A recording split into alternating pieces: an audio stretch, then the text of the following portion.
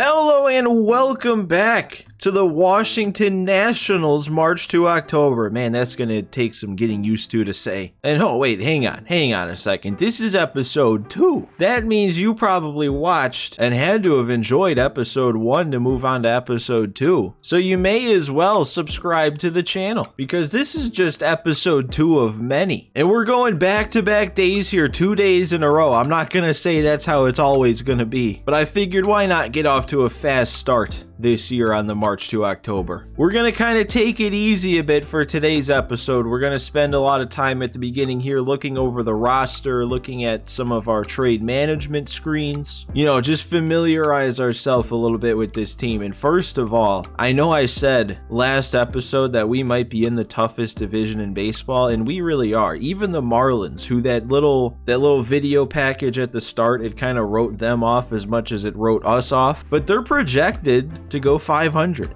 Everyone else in this division is projected to go over 500. So we really do have our work cut out for us if we want to make any noise in this division in the near future. But we already are 2-0 against the Braves to start out this season. So let's take a little bit of a deeper dive into the roster here. We kind of just took a glance in last episode, but let's really get into it here. I did shuffle the lineup around a little bit, and one of the things we noticed right off the bat is it looks rough. I mean, we have an 84, a 74, and a 71, and then everybody else is under a 70 overall on the offense. But that doesn't mean it's all bad. We have a lot of guys that are going to be developing, getting better. CJ Abrams is only 22 with a B potential. He does have a long way to go, but that 83 contact versus righties and a 73 clutch, that's going to give him a good start with 83 speed. Joey Meneses is here. He has some hitting stats. He is going to have a good season. I don't know how those projections that it showed before we got started on the first game, I don't know how it didn't project him to lead in like every offensive category. Because this hitting, that plays, man. He's going to have a really good year. I still haven't learned for sure how to pronounce it, but I'm going K-Bear Ruiz for now. He's also going to be good for us. He already has good contact. He's a switch hitter. The fielding needs some work at catcher, but he's going to develop pretty nice. Dominic Smith, I actually didn't realize how much potential he had. I know he's only a 62, so he has a long way to go, and he's already 27. We only have one more year of team control, so I guess we might not even have him by the time he develops to what he might be, but still a B potential. And I didn't realize he was only 27, so he's got a couple years to develop. Don't read in too much to any negative attributes you see on anybody yet. I feel like throughout all MLB The Shows, that's always how it starts. Like the first month of the season, nobody gets any progression, and everybody gets some slight regression until that 1 month mark hit. Lane Thomas, though, is also, like, he could be a legitimate piece for us. He's already really good against lefties. He's got the speed. The defense is, just a little iffy, but he's a B potential, 27 years old, just like Dom Smith, but we have him for an extra year. So he could be one of the more building block players for this team. And then Luis Garcia, man, he was the man of last episode. I don't think I did anything wrong with him. I think I went 3 for 3 with a walk. Him and CJ Abrams, that could definitely be the future of our middle infield. I mean, it's already the present, but like they could stick around if they both develop because they're both 22. They're both right about the same overall. Luis Garcia at a 68. And yeah, I'm already liking his swing. Everything I've done with him pretty much has been lefty-lefty, and that's his weaker side. And then I moved Victor Robles to the bench against righties because his numbers 38-38 against righties. That's not too good. But he still has a chance to be good. He's really good in the field. So we'll have to monitor some of these guys because I did put Alex Call in for Robles because Alex Call is actually pretty good right now against righties. But the fielding is going to suffer because now Lane Thomas is out in center and he's already a bad fielder. So we'll keep an eye on that, and if the hitting of Alex Call doesn't really give us a ton, I might just put Robles back in for his fielding. But he's still got a chance to develop too. He's only 25 with a B potential. We do only have one more year of team control though, so we'll cross that bridge when we get to it. Nobody else really on the bench here has much of a future, like Riley Adams, D potential. Carter Kieboom only a C, but he's also only a 56 and 25 years old. He's probably not going to have time to get better. Ildemaro Vargas, also a D potential.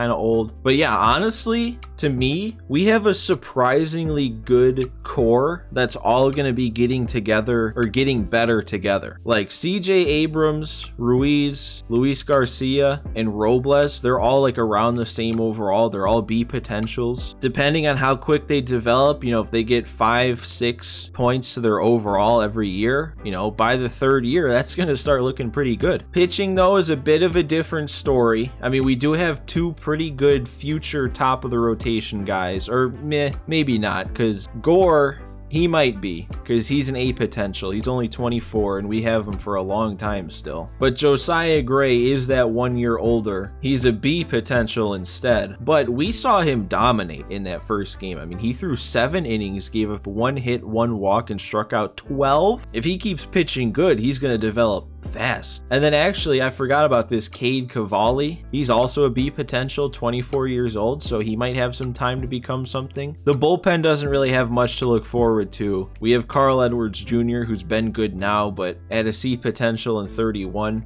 And this is the only year of his contract. He could be decent, but I don't know. The one potential guy for this bullpen that we can look forward to getting a little bit better is maybe Hunter Harvey. He's got really good velocity, 98 velocity rating. He's got a full 5-pitch mix, and he's a B potential. The only bad thing is he's already 28 years old, so he doesn't have a whole lot of years left to get better. But last year, in the White Sox March to October, we were seeing relievers that were like 31, 32 years old still getting better. So if he keeps progressing until that point, you know, he could be pretty decent. We'll get into the trade management section here. I already filled all this out, and I kind of filled this out based on what we need this year, because I really don't know how I want to approach trading. It's all just going to come down to who we actually see when a trade pops up, because we have so many prospects and such little current talent, I guess. Like it's a very slim possibility we're actually competing this year, that I don't really know if I want to trade away prospects to try and get better immediately. But I also don't really want to trade some of our guys for just more prospects, partly because I don't really think we have anybody valuable enough to get prospects with besides Joey Meneses, but I don't know if I really want to get rid of him. So I don't know, trading is going to be weird, but I did kind of set this screen up, this positional needs, just based on what we could use right now, and that's bullpen help and probably a first baseman. Team needs, we got left-handed pitcher because we don't have a single left-handed pitcher in the bullpen. And then I put left-handed batter for a very specific reason that,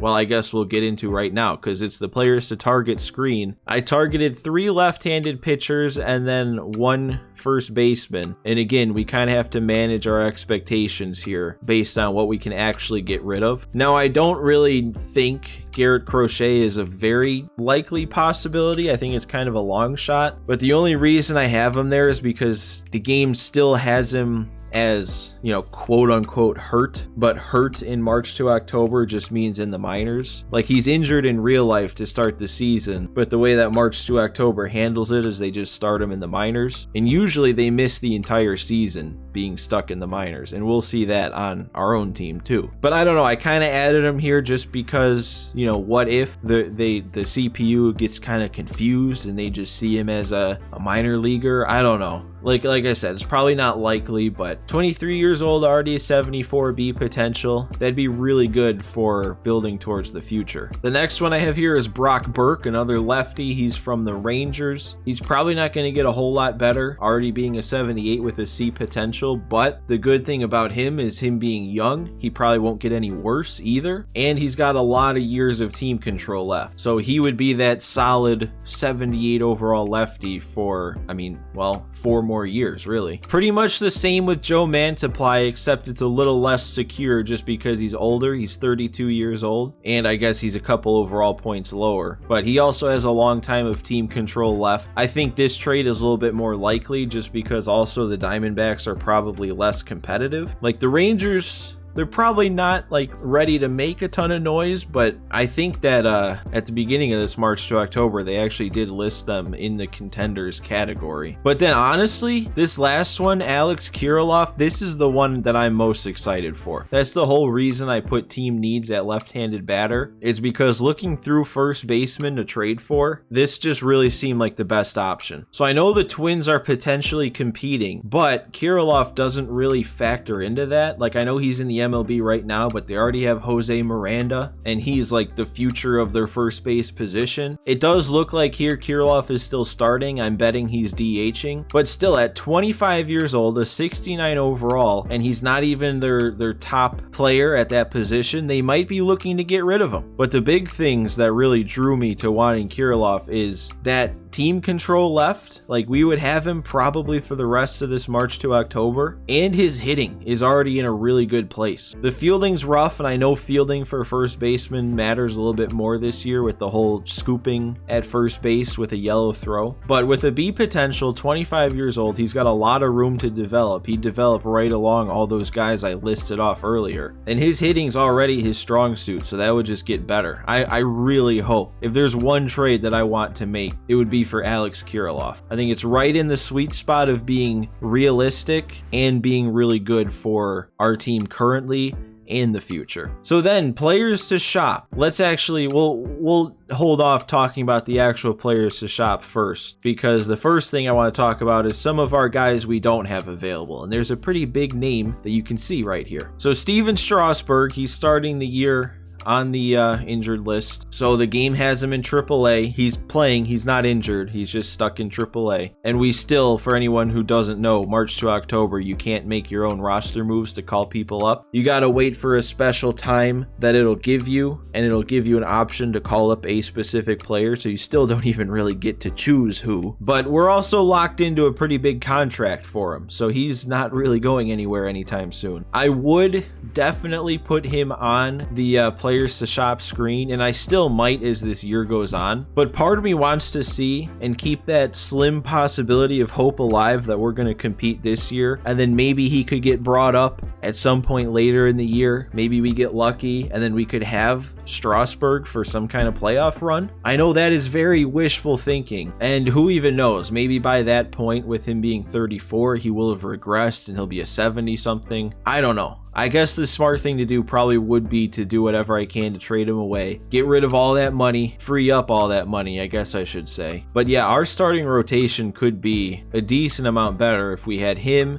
if we also had Anthony Banda, who I do have on the players to shop screen. Then in the bullpen, the big one would be Sean Doolittle. It would be nice to have him up and actually have a lefty, but also with him in the minors and no way to get him out of there, and already being a 36-year-old player with a 68 overall, I would hope to get rid of him and actually be able to get rid of him for something, because this is the last year of his contract. I don't know how much a team would want him, but maybe he's a piece to throw in. Everybody could use a lefty. I also have Tanner Rainey pretty much for the same purpose. D potential, 30 years old, so he's not going to get any better, maybe not any worse, but maybe a team would want that. Real high hits and Ks per 9. And then we have Michael Chavis also down in the minors, down in AAA. He would be a pretty solid first baseman now, but I feel like he also could have some trade value. Decent enough hitter, good against lefties, good platoon bat potentially against lefties, and he has the potential to get slightly better with some years of team control. I could see a team wanting that. I could even see me wanting that. So if he's in a trade, it has to be a pretty solid trade. Now we get into seeing some of our prospects that are still yet to come, and this is where it gets a little bit exciting, because the first one we come across is third base prospect Brady House. 19 years old, B potential. He's already a 64, but the fact that he's in the minors is huge, because we could get a fast track with him at any moment, bump him all the way up to a 69, 70 overall, A potential. We also have Jeter Downs, who he's not that much of a prospect anymore, at least in this game. Already 24, only a C potential. only 64 overall, but he's got a lot of time to develop, and you never know, maybe that C potential means 78, 79 overall, and he could be a nice, maybe he can start, who knows. But then it's the center fielders, man. Our center fielders are loaded. We already have Victor Robles, who has got plenty of room to continue developing, but we have Elijah Green, even better off than Brady House right now, 66 overall at 19 years old. B potential, he's already a silver fielder with 88 speed. It's just that hitting that's got to get better, and that's definitely where a fast track could help. We also have James Wood, who's an A potential and only 20 years old. Good fielder, solid speed. The hitting just needs a bit of work. And then we also have Robert Hassel, probably not quite on the same level as the other two, because he is 21. He's 5 overall lower at a 61, and he's only a B potential. But you never know. Fast tracks could change a lot. Even this dude, even Jeremy De La Rosa, C potential, but again, that could mean 79 overall. You never know. So that's pretty much it for our team, and honestly, for me, that's a lot to be excited about. We can take a look at the untouchables that I set here, and I just set Mackenzie Gore, Elijah Green, James Wood, Brady House. I went with the strategy of protecting prospects just so they don't even have the chance of popping up in a trade. So yeah, we're ready to go now. Sorry if that part took up a lot of time. Like I said, this team is actually kind of exciting when you think about what the future could hold. But right now we got to worry about the present. We got to worry about sweeping the Atlanta Braves to start the season. We're up 3-2. All we got to do is hold it where it's at, and we have 3 innings to do it. So let's get in here. Trevor Williams got the start today. He's still out there. We're gonna have to see how long he's still gonna be out there though. He had some energy, but what do we got? What's happened so far in this one? We have 6 hits. We have a Lane Thomas home run, a Joey Meneses home run, and then Trevor Williams has gone 6 with 9 strikeouts, 2 runs allowed. I say we leave him in for one more. And there we go. The curveball sits down Michael Harris on 3 pitches. Oh, Albies. I don't think we have enough speed to recover. See, that's where the jump comes into play. Not only did he get a slow jump, but he started the wrong way. Oh, nice play. Trevor Williams with the snag. He'll do it himself. Strike guys out or get him grounding right back to him. We don't need to rely on the defense.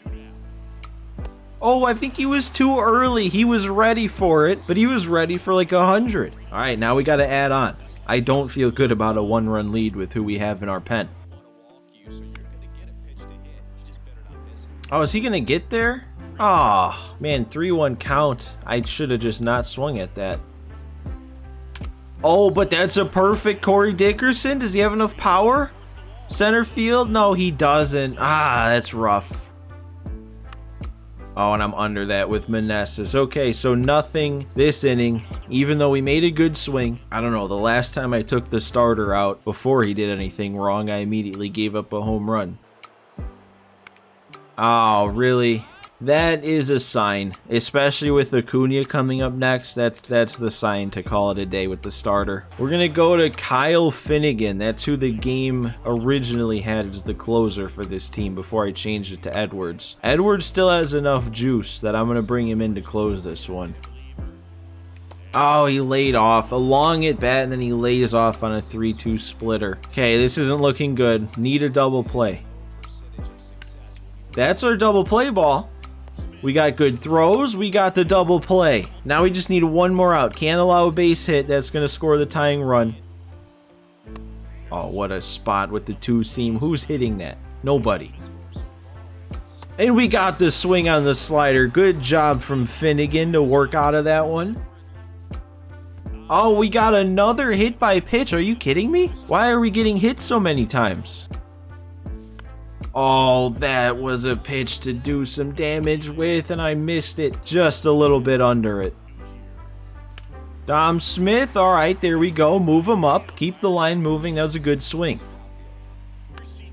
Abrams, that's going to get down. I'm going to send him.